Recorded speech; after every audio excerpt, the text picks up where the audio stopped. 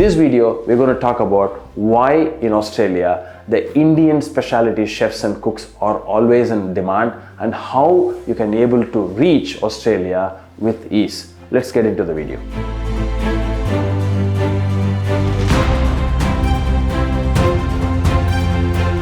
I'm Sundar Guruswamy. I myself, a qualified chef, worked both in India and Australia for many years, and I'm now heading a company, Basu Consultants, which is assisting hospitality and other professionals for the last 25 years to helping them to find a dream career in Australia. Why Australia is considered as a dream destination for many cooks and chefs? One of the main reasons is Australia allow the candidates to take their family along at the work permit visa itself. Plus, it allows you to find a pathway which can lead up to a permanent residency to settle down in Australia. Also, Australia considered as one of the safest and also very happy country to live and raise your family. This is very important reason many people even working in other overseas countries are planning to move to Australia. You may be surprised why all of a sudden there is a demand for Indian and South Indian chefs in Australia. If you look at the Indian diaspora, which is really a huge community at the moment, Indian cuisine is considered to be used to be a takeaway some time back, say about 20 years back, but now there are a lot of fine dining and upmarket and exclusive Indian restaurants not only cater for the Indian community but also the international community with an extensive wine list and looking for a real gourmet experience. So if you have an experience in the 5-star environment in India, and Australia is a perfect destination for you to explore that career. As a chef, you have multiple visa options. Number 1 is a 482 subclass work permit visa, and number 2 is 189-190 point-based permanent residency system, and 186 is a direct entry PR, which away from the point system. If you look at the 2024 statistics in recent times, the current invitation which has come for an EOI for a cook or a chef in Australia is about 90 points, which is way high than usual. That means you need to be really good in certain areas of your correct age and your qualification related work experience, and your English has to be at the top notch. Then what are the other ways we look at? If you don't have that point system, you don't need to worry about. That's where the 482 subclass work permit visa will be very handy. And let's look at what are the areas where you have the demand for this 482 subclass visa.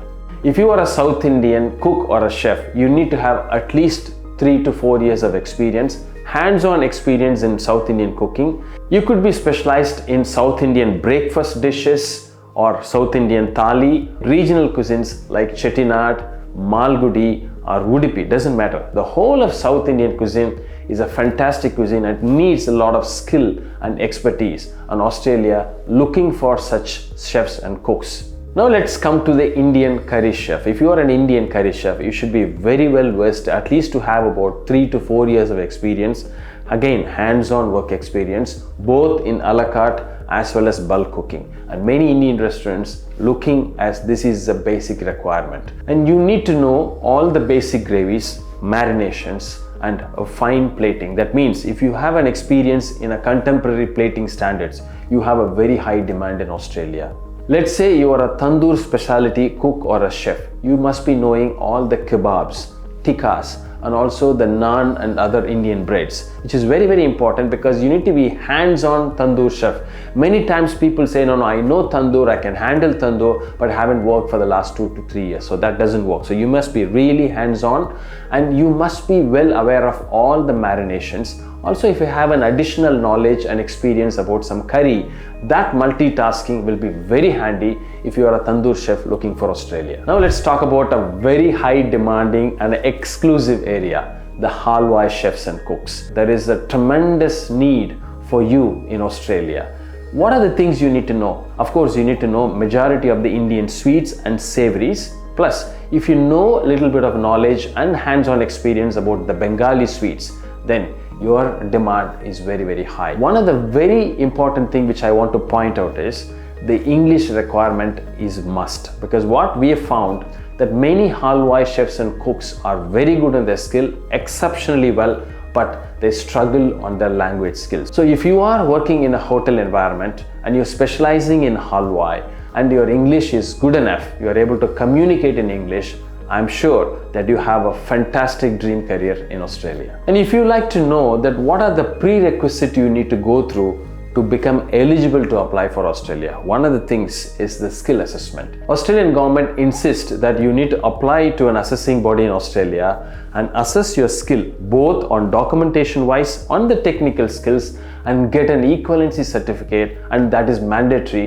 for any visa you apply for Australia. When it comes to English, the English requirement is not just fixed because it varies from one level to another level based on the visa you apply. If you just go for a work permit visa, the English requirements are very basic, but when you apply for a permanent residency, the English requirement demand is much higher. So we are happy to assist you and look at your file on a case-to-case basis and advise you on what is your exact requirement, both in skill assessment as well as for English. A lot of people are asking how much they need to budget for the process. Usually it varies from around 3 lakhs to around about 7 lakhs based on the level, category and the specialization you apply.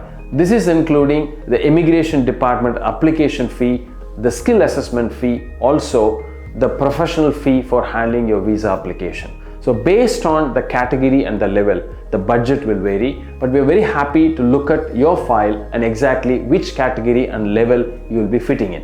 When it comes to the processing duration, it varies from 2 months to around about 6 months, depends on what documentation and what level of process you are in. Sometimes people may not require the skill assessment. That way, it's only considered as a visa duration. So each and every candidate is very different in terms of the entry requirement, the cost and the budget, as well as the duration of the process. When I say it's a worthy investment, you must be asking what is the kind of a salary you could expect working in Australia. As per the Australian government regulation, the minimum salary you need to get paid is around about 73,000 per annum, which is related to roughly between around about 3.5 to 4 lakhs per month, which is a very good salary comparing the rest of the world. If you want to know in depth about that 482 visa, how it works, and we have dedicatedly posted a video explaining the entire process about 482 subclass visa, please watch that video.